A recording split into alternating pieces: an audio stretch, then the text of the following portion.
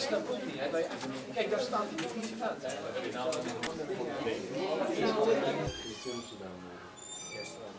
Ik ben Anne de Bosch van Kikker TV. We zijn vandaag op het Schenk-college voor het scholierenverkiezingen. Ik ben benieuwd wat de meningen zijn van de leerlingen. Ja, ik vind het wel belangrijk om ook de mening te weten van de mensen. Alleen ik zou ze wel iets beter informeren.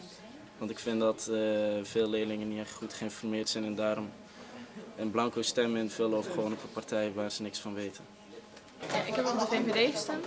VVD? En waarom heb je gestemd bij VVD? Ja, omdat ik heb stemwijzer gedaan en bij mij kwam de VVD als partij eruit. En ik heb SP gestemd, want dat kwam bij mij ook eruit bij de stemwijzer. En verder weet ik niet zo goed wat ik zou moeten stemmen. Morgen is het de landelijke verkiezingen.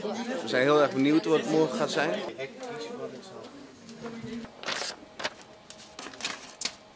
Ik heb op de SP gestemd. SP, en waarom heb je daarop gestemd? Nou, zoals ik eerder al zei, ik heb niet echt veel verstand van de politieke partijen, maar ja, mijn tante en mijn oom gaan er ook op stemmen, dus ik dacht van ja, stem ik er ook op. Waarom wordt het gehouden? Om ook de mening te weten van de jongeren die nog niet 18 jaar zijn en daarom niet hun stem kunnen uitbrengen in Nederland. En op wie heb je gestemd? VVD. En waarom heb je op VVD gestemd? Ja, ik vind dat ze een goede standpunten hebben. Ze zijn ervoor dat je zelf er meer voor moet doen en de subsidies verlagen.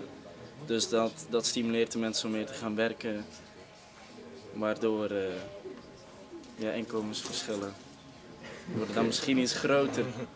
Maar dat stimuleert de mensen om weer te gaan werken en dat vind ik goed. Op wie heb je gestemd? Ik heb gestemd op D66. En waarom heb je gestemd op D66?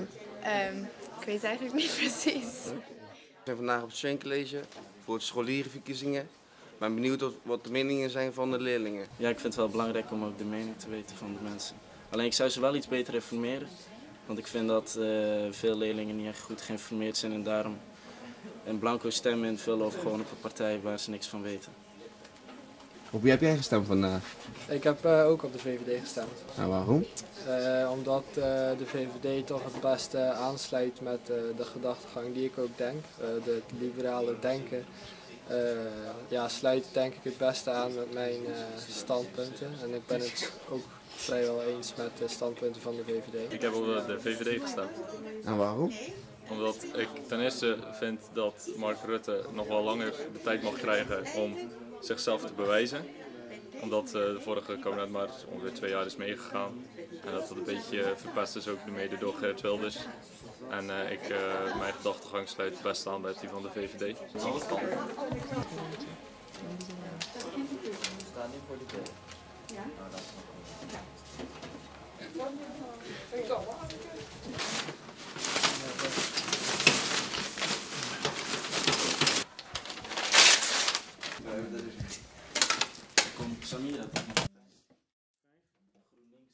Wat was de uitslag van de studentenverkiezingen? De uitslag van de scholierenverkiezingen, Ellen, was grootste partij VVD, 129 zetels. Tweede Partij van de Arbeid, 123. 3 PVV, 101 stemmen. De vierde Piratenpartij, 52. 5 SP, 46. CDA vervolgens met 35. D66, 25. GroenLinks 7, ChristenUnie 7 en daarna nog een paar kleine partijen. Oké. Had je dit uitslag verwacht? Ja, eigenlijk wel. Tenminste, geluiden die ik opving is vandaag in het stemlokaal dat er veel op de Piratenpartij gestemd zou worden. Ik had ook wel verwacht dat de PVV iets minder als 2 jaar geleden zou scoren. En eerlijk gezegd, net als in den landen, is het niet helemaal vreemd dat VVD en PvdA om de eer hebben gestreden. Okay. En benieuwd naar morgen? Ja, tuurlijk ben ik benieuwd. Ja. Maar ook dat zal wel een strijd tussen VVD en PvdA worden, denk ik. Yes, ja, hartstikke bedankt. Oké, Ja. graag gedaan. Nou, dit was het dan alweer. We waren hier met Kikker TV op het Schenk-college. Vandaag was studentenverkiezingen. Ik ben benieuwd naar morgen.